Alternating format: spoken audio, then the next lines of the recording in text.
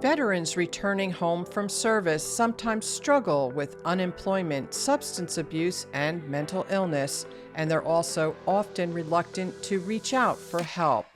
One Navy veteran at the Jersey Shore is working tirelessly to help other veterans receive the benefits to which they're entitled while offering an open heart and plenty of compassion to men and women who so often feel lost and misunderstood when their time in the military ends.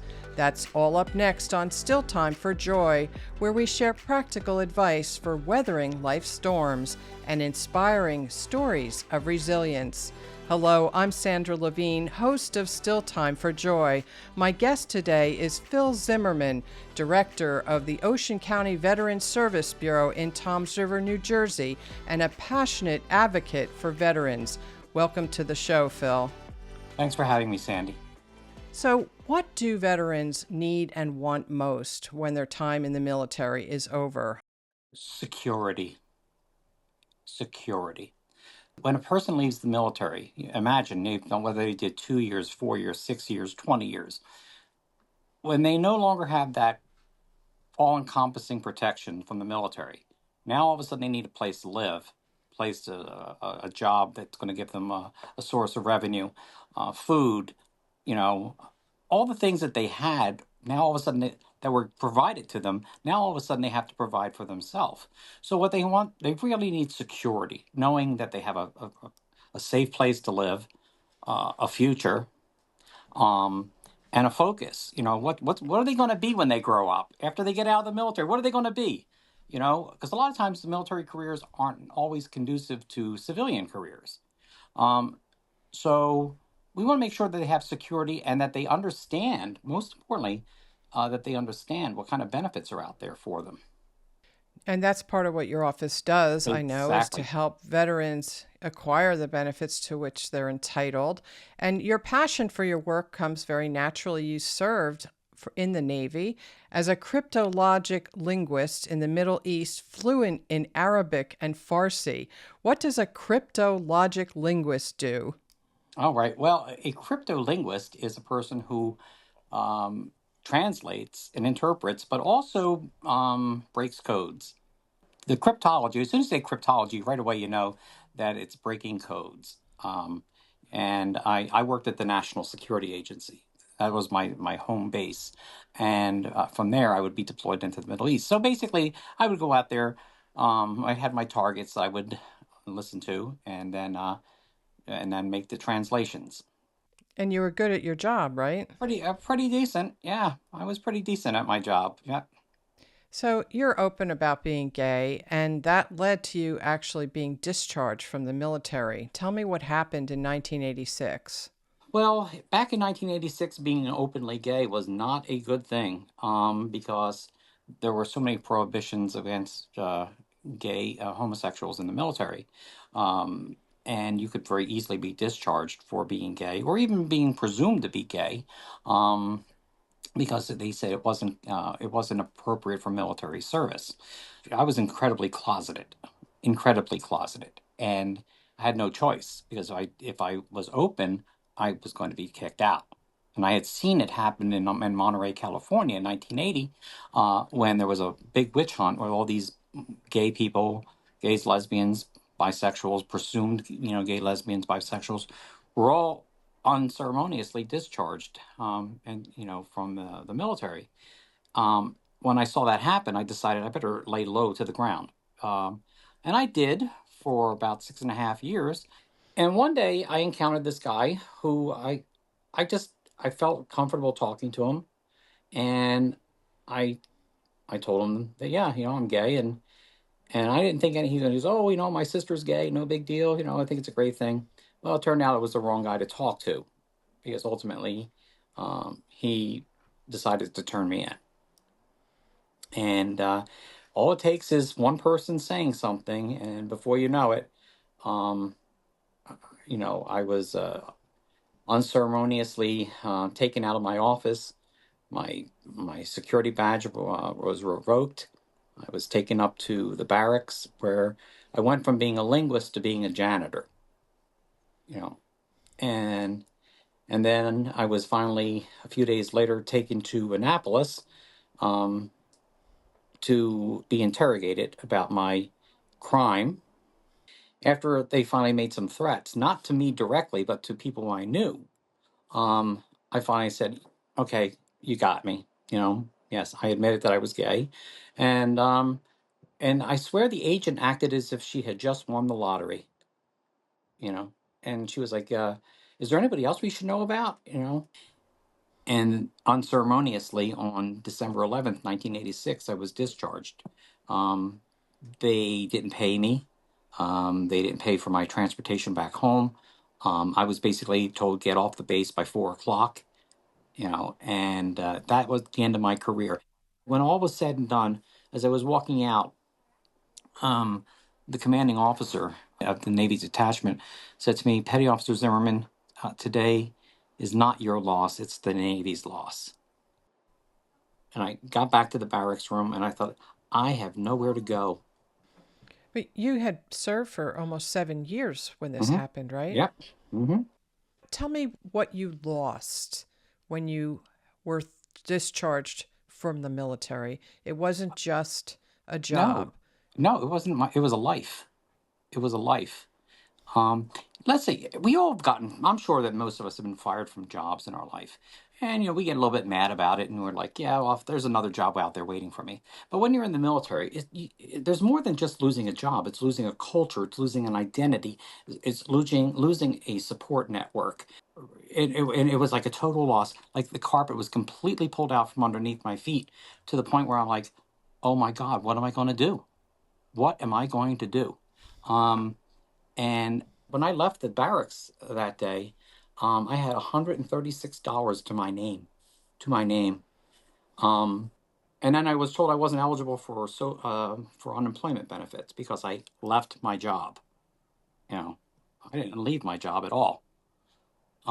So it was very sad moment of my life, probably the saddest moment of my life, because I loved what I did, and I loved my job in the Navy, and I was proud of what I had done, what I had become, and I would look forward to what I would become.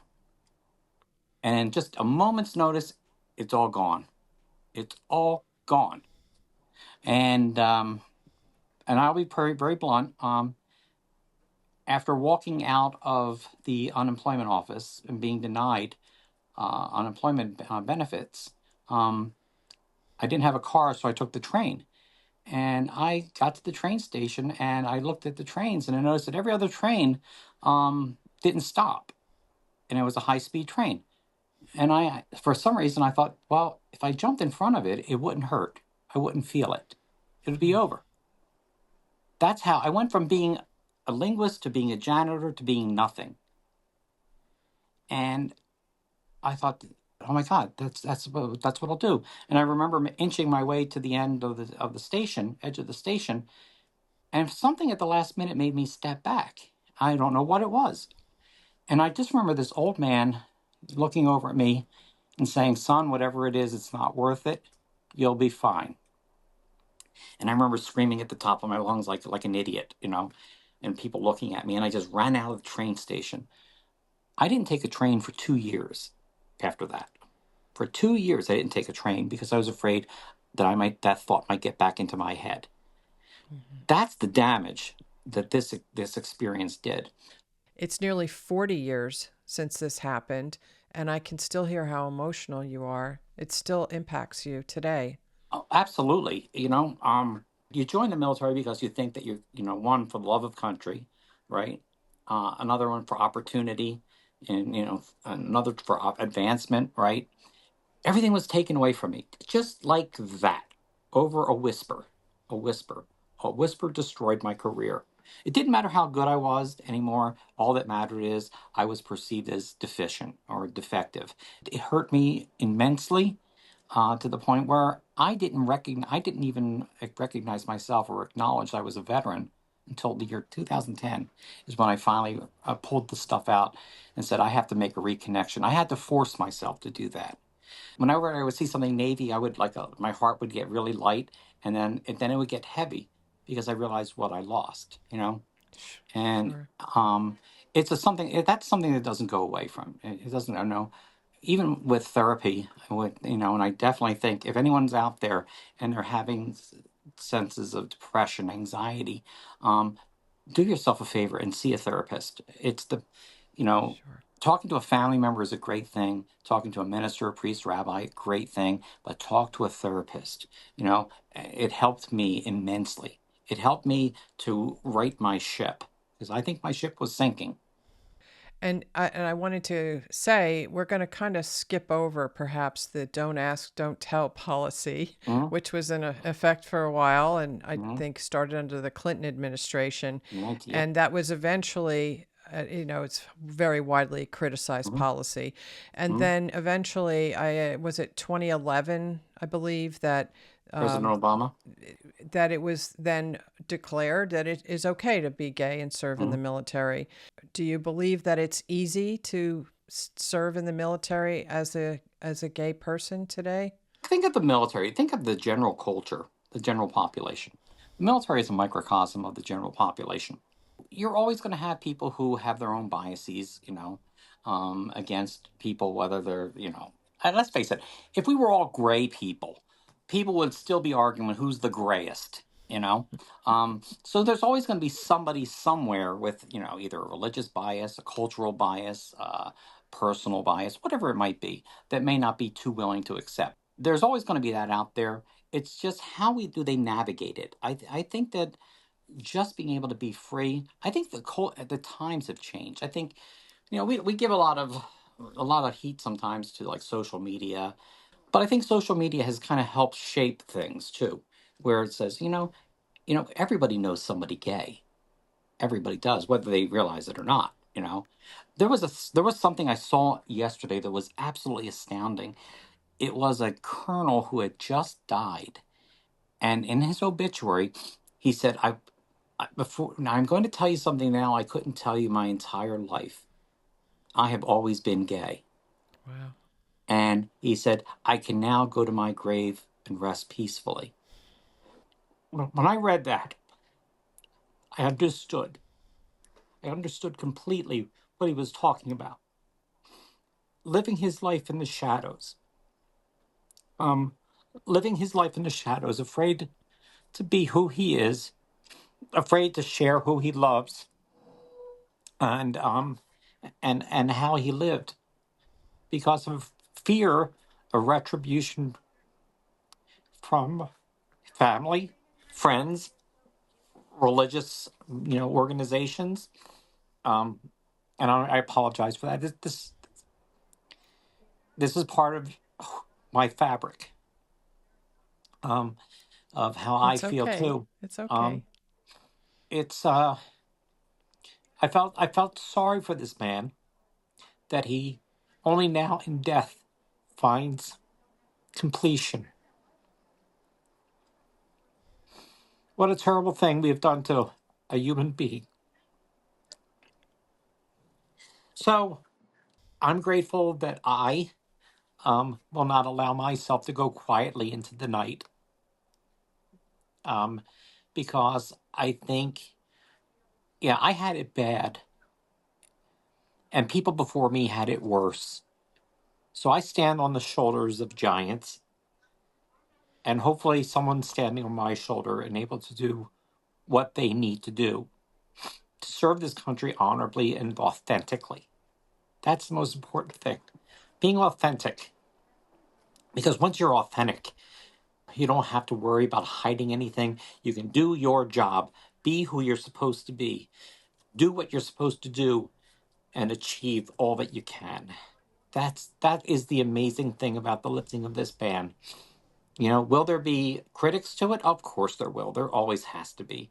Um, but the critics' voices can be silenced by performing, doing the best you can, being the best that you can be. um, at the end of the day, that's what the military needs: people who will be the best that they can be. For God's sake, it was the motto of the army: be the best you can be. That was exactly the army motto, right? Um, Sure. and you know, I do think that just having that ability to be authentic, what a powerful gift. a gift I would have treasured when I was serving. Wow. Thank you so much for sharing that story with us. Mhm. Thank you so much. Uh, And then this leads me to my question of how did your experience in the military help lead you to the work that you do today? I realized that when I disassociated myself from the military, and failed to recognize myself as a veteran, I was only adding injury to insult. Because at the end of the day, my service to this country was honorable. You know, my service was meaningful, and I was allowing the opinions of irrelevant people to ruin the rest of my life. And I decided enough of that. Enough of that. And I began looking around for other friends who had been discharged. And a few of us got together and we started talking and trying to, how can we advocate for these people who are out there? Since World War II, about 124,000 people have been discharged for being gay, lesbian, bisexual, or perceived as gay, lesbian, or bisexual. That's a lot of lives destroyed, a lot of careers ended, a lot of heartache, a lot of heartache. And so we began looking around, how can we help people? I decided I wasn't happy with my discharge because I had the RE4 code. And of course, on my discharge DD 214, it said homosexuality admission. Well, let me tell you something. That was often, if I ever had to use that for a job interview, that pretty much ended the interview right there. You know, the punishment in kicking me out wasn't enough. Having a piece of paper that showed reason for discharge, that was the added cherry on top of the cake, of the pie. Um, but anyhow, we started talking and seeing what we could do to help veterans, and I decided to join the VFW. I joined the VFW, the Veterans of Foreign Wars, and they were very welcoming and very inviting. And I felt like, wait a minute, I'm reconnecting to my military background, and it was a good thing. And so I became a service officer, um, and I started doing, discharge upgrades, you know, you know, but this was right before the repeal, and I started doing them. I said, eventually we're going to win. Eventually we're going to win, and and overturn this thing. Phil, just tell us quickly, what does that mean, a discharge upgrade? Well, when a person has a other than honorable discharge or a bad conduct discharge, I always look to see if there was a reason behind it. What was the root cause of the discharge? Now, and unfortunately, in many cases for LGBT people, LGBT plus people, the military would use that as a reason to give them an other than honorable discharge. And if you got an other than honorable discharge, you generally weren't eligible for any VA benefits at all. Um, I was very fortunate that I got an honorable discharge, but other people weren't so lucky. Um, and it becomes an impediment. What they can't get VA health. At the time they couldn't get VA health care. They couldn't get any benefit they needed. Housing programs, nothing. A lot of people would simply close the door on them. What else do they lose with that dishonorable discharge? The GI Bill, veteran recognition. They're not recognized as veterans. It severs the relationship between the veteran world and that person. They get nothing. Mhm. So absolutely nothing. And so I started working on that to say, no, that can't be. So we started working and I started being rather successful, especially after the repeal of Don't Ask, Don't Tell. I got quite a few upgrades done, and boy, did it change lives. And as it was changing their lives, it was changing me too. It was allowing me to reclaim a little bit of that part of myself that I lost. You know, a victory, a victory. They would come in, and some of them were easy. They just got it. They put it in, and then within a few months, to 6 months, they would get their upgrade, and and you can look at their face and say, "Oh my God, my life has changed." One piece of paper can change a life, you know, from being an outcast to being back in the fold. When they get that upgrade, then they Mhm. are again entitled to what? Well, they're eligible for VA health care. And if they qualify for a VA home loan, they can apply for VA disability, um, if they have any disabilities related to their military service. These are important things. Educational benefits, these are all very important for, someone who's invested time in the military service. When you see them being able to reconnect and get the benefits that they had been denied for so many years, the look on their face, the look of I matter. I matter now.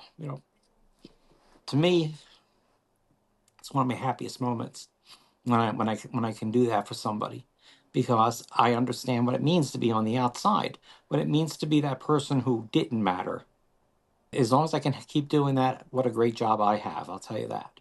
What a great job I have to be able to put a smile on someone's face and finally let them have that sense of relief. The relief. That's the word, relief. It's like, oh my God, you know, and validation. Validation is the most important thing, that they did matter. And what they did, their service was meaningful and important. And of course, while it's not the driving factor necessarily for why someone would become a member of the military, it Mhm. certainly goes into people's thinking who decide to serve their country Mhm. that they know they will be well taken care of after Mhm. their service. Sure. Let's face it. I grew up in a poor neighborhood. Um, I was going to go to college, but I didn't have a family that could afford that. And when the Navy came looking for me, and they said, "Hey, we have a job for you. Did we ever think about being an interpreter in the Navy? Tell me more." And to me, it was an opportunity to make something more of myself than what I could have been if I had stayed behind in my old neighborhood. So a lot of people just go into the military for career opportunities, maybe to just just to get out of where they are to become something so much better, and who knows where they can go from there. And it's interesting that less than about a 1% of the country's population joins the military. We wear funny looking uniforms, you know. Um, but for us who wear them, they're symbols of pride, they're symbols of really being part of something much bigger than ourselves. I want to talk about your work now in Ocean County with the Okay. Veteran Service Bureau. Mhm. You have told us that you have helped some military change their status of their Oh yeah. discharge, but you do a lot of other things Oh too. There sure. are tons of challenges that veterans face with Hmm. housing, with unemployment, with Right. mental illness issues, Hmm. with addiction issues. Hmm. So, Ocean County happens to have the largest veteran population in the state of New Jersey. Hmm. And Ocean County, I'm sure, can be seen as a microcosm for other counties around the country. Talk to me about what issues veterans are often coming to you for help with. Well, we have veterans from every generation that come here. We even still have some World War II veterans. Our office handles compensation claims, pension claims, educational claims, DD 214 upgrades, aid and attendance, sometimes going to the courts, the Board of Veteran Appeals, when veteran claims are denied. Um, Debt management, and then also looking at the diversion courts. When a veteran gets himself in trouble, how can we try to mitigate the the damage that could possibly be done, to a veteran? I think our only limitations in this office is our lack of imagination.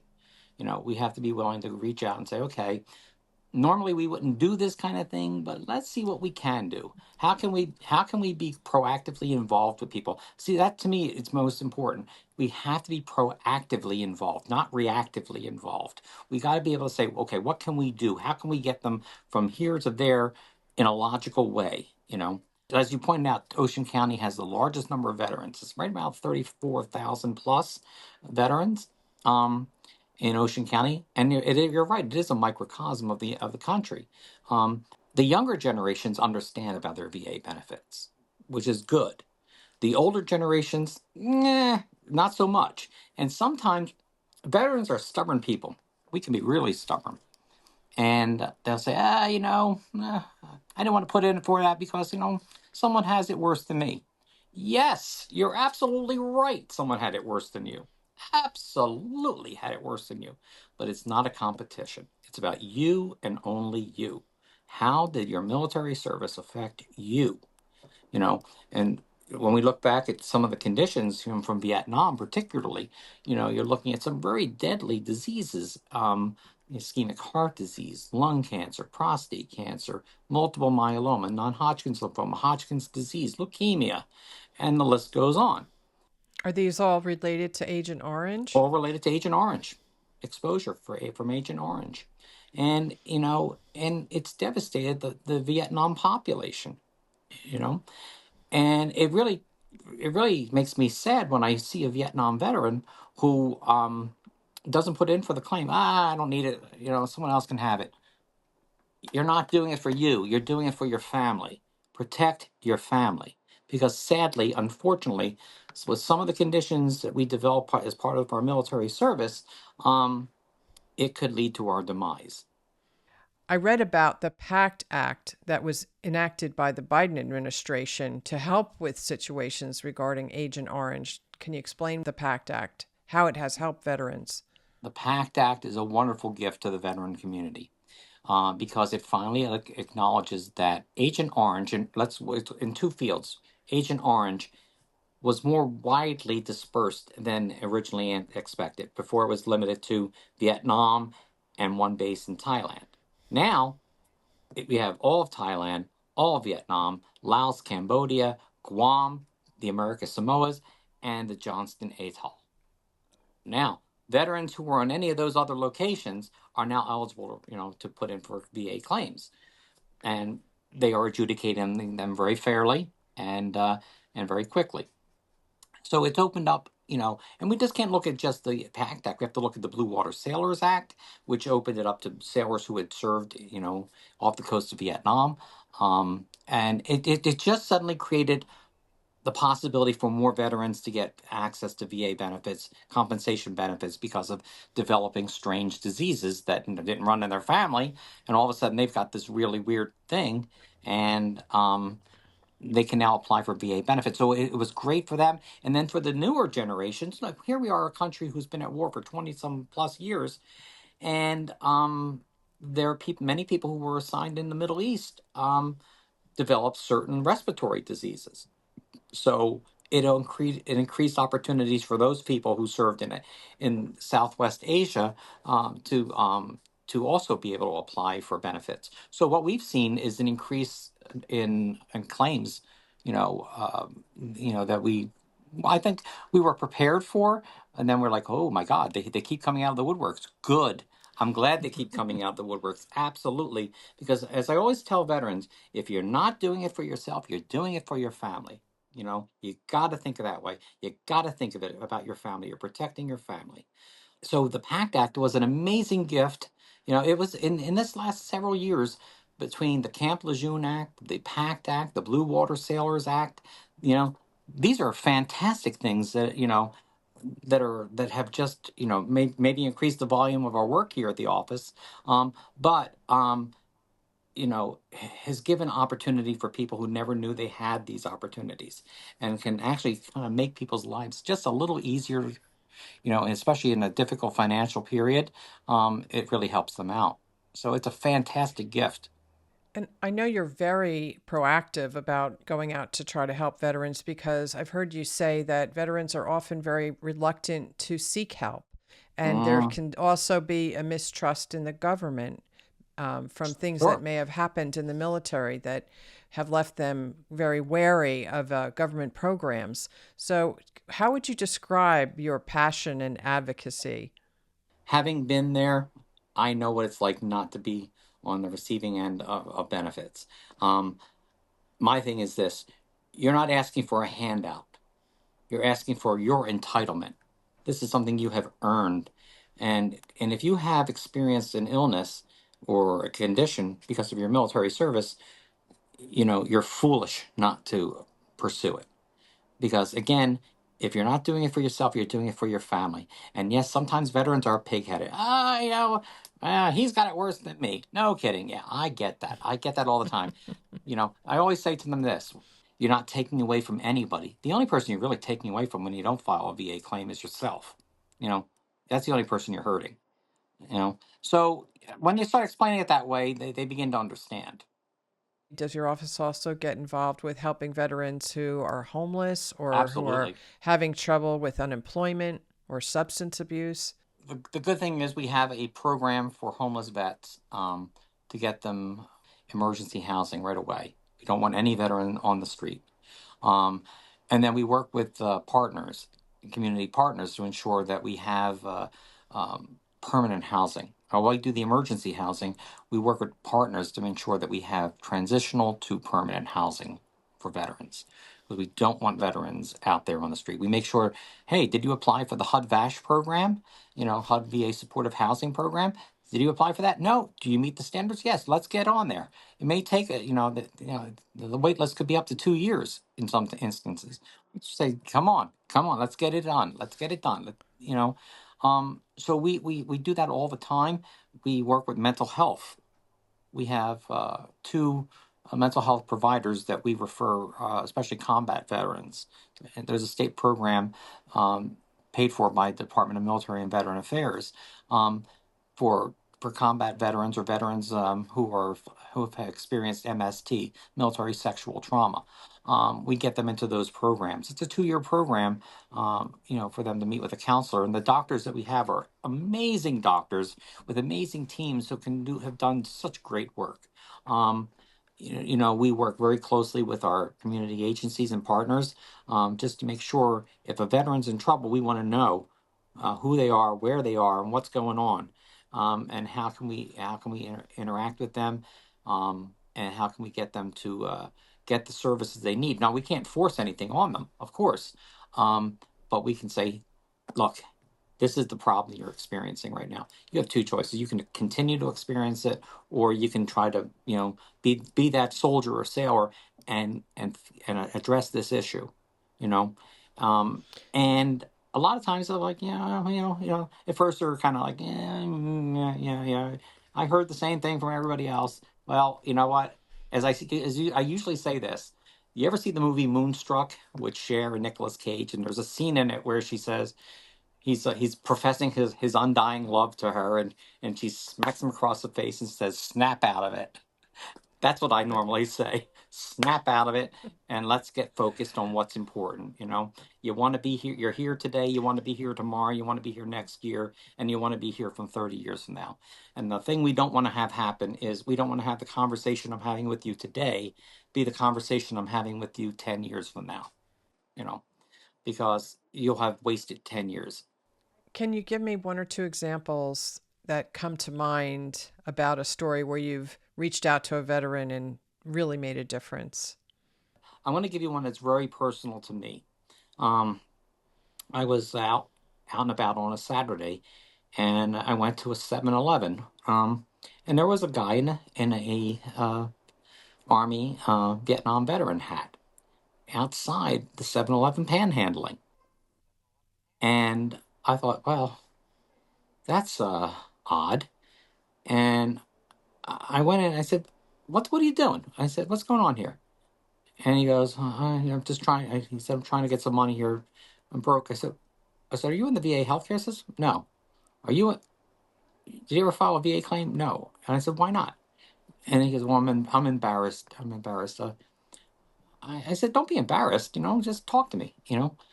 And he said, well, I was discharged in Vietnam for being gay. And I was like, wow. I said, okay. And right there.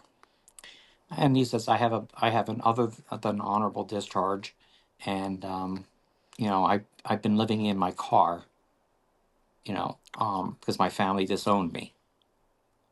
And the worst part of it was his teeth. He had fashioned a set of dentures out of his own teeth, and it really bothered me. You know, I got him into the office as quickly as I could, and I prepared the upgrade for his DD 214. I said, look, since President Obama had signed the repeal, this shouldn't be that difficult. And So we did the health, got him into the VA healthcare system, and we processed the upgrade, and everything was quiet. And he began losing faith in me for a while. And for some reason his upgrade took longer than most. And one day he finally calls me and he goes, "Did you see what I got in the mail?" I said, "How would I see what you got in the mail? I'm not there." He goes, "Well, I'm coming over to show you what I got in the mail." I said, "Okay." So he came over, and it was his honorable discharge. And it was his honorable discharge certificate. He went from other than honorable to honorable.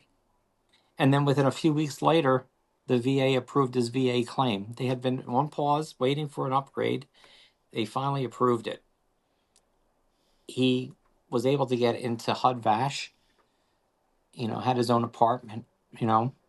Um, and I felt so amazingly relieved for him, and just so grateful that I have the job that I have, that I could help make that possible for him. And he was very honest. He said, "Phil, he said, basically, you know, I basically didn't have any faith that it was going to happen. You know, I said, I can't undo the damage since Vietnam, but I can certainly make sure that you have a better life from this point forward." That's what it's about, you know, recognizing our limitations, but doing what we can to the best that we can, um, because we owe it. We owe it to our brothers and sisters who are struggling, um, to be there, to be part of that camaraderie, part of that network that we had when we were on active duty, that we're still there together, that we still care for each other. You know, Sure. that's what matters. So that one right there, that to me is one of the best things I've ever done, because I took a man who was living in a car in the coldest part of winter, and turned his life around. And in fact, he turned me around too. You know, How did he turn you around? it made me feel like that I'm worth it. I'm worthwhile. I'm meaningful, and that what I do is not just paper. It's life changing. It's a wonderful thing, and it's a good story. And there are many more. There are many more. Yeah. Um, the best thing ever happens is when someone calls and says, "I got this money in my account." Well, I think every BSO knows what I'm talking about. I got this money in my account. What am I supposed to do with it? Enjoy. Live the best life you can. What do veterans want from their fellow American citizens who have not served in the military? I know a lot of people, when they see someone in uniform, they say, "Thank you for your service." Mhm. What do veterans really, or active military, really want from their fellow citizens?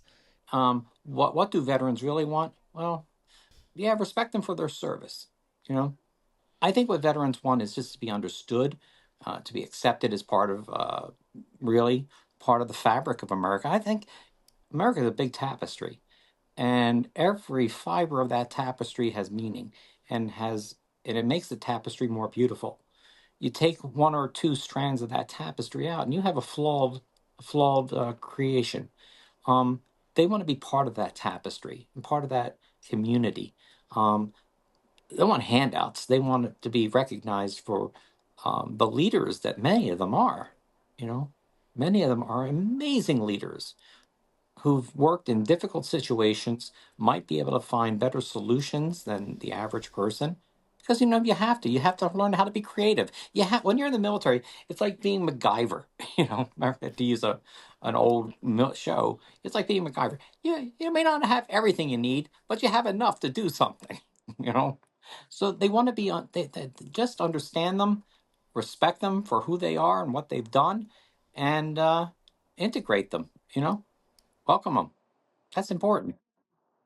I heard you speak one time, Phil, and I heard you say a quote from President Lincoln about how we should think of our veterans, how we should care for our veterans.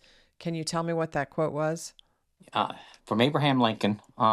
to care for him who has borne the battle, and his widow and his orphan. What a powerful charge that is. If we can't do that, then what are we doing in our jobs? You know, we have to do that. We have to care for them. That's the motto of the VA, which I'm very proud that they have that motto. But it's also my personal mantra. It gives me a drive to care for him who has borne the battle. And the battle doesn't necessarily just have to mean combat. The battle could be internal battles, psychiatric problems, mental health issues, physical health issues. These are the battles we have to care for them, and to care for the families that are with them.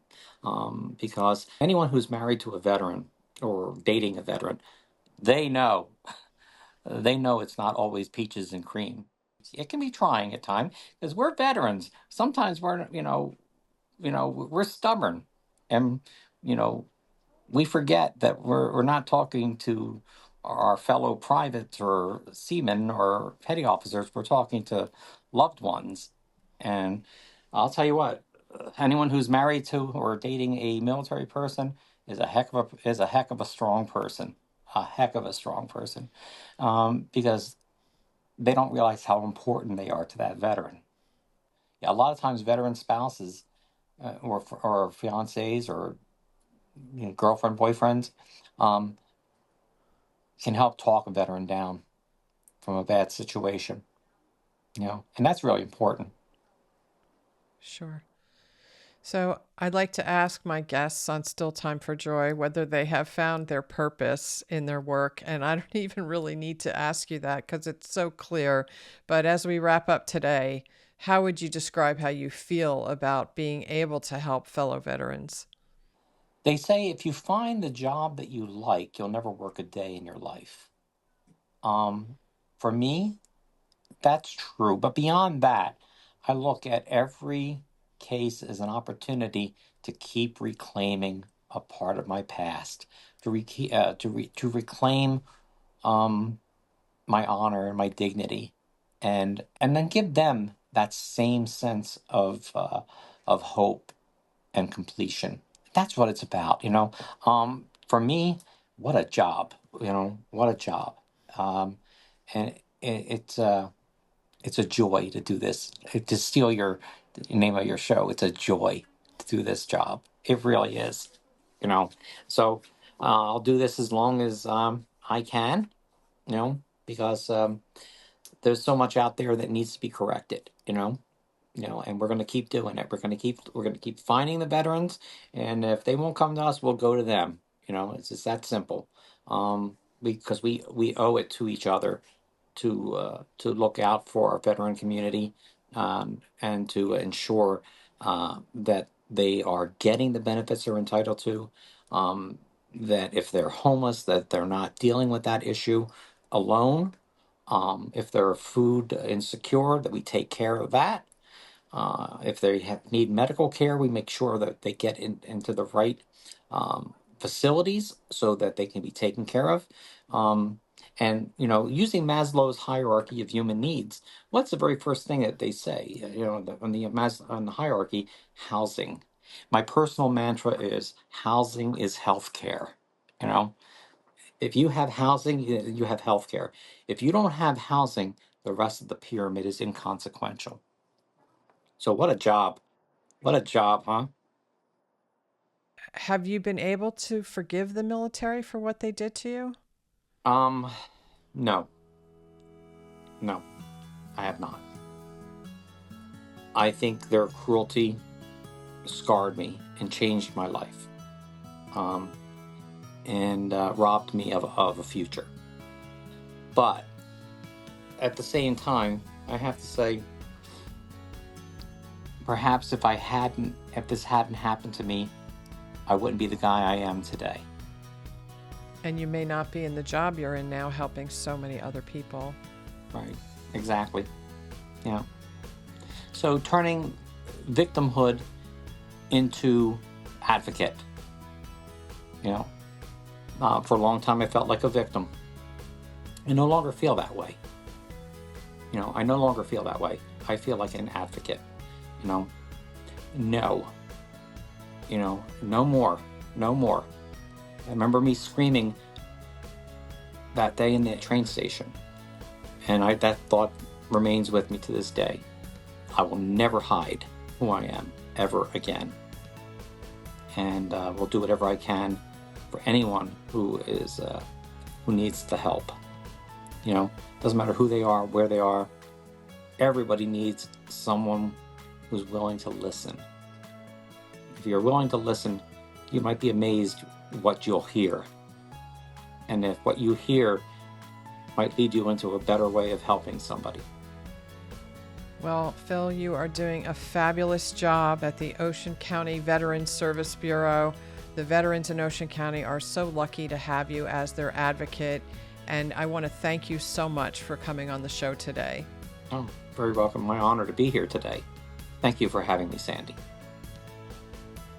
If you found today's show helpful, please share the information with someone who needs it, and follow Still Time for Joy for more practical tips on weathering life's storms, as well as inspiring stories of people who have turned their pain into purpose.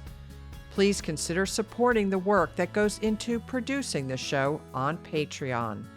Follow Sandra Levine Productions on Facebook and YouTube, and learn more at sandralevine.com.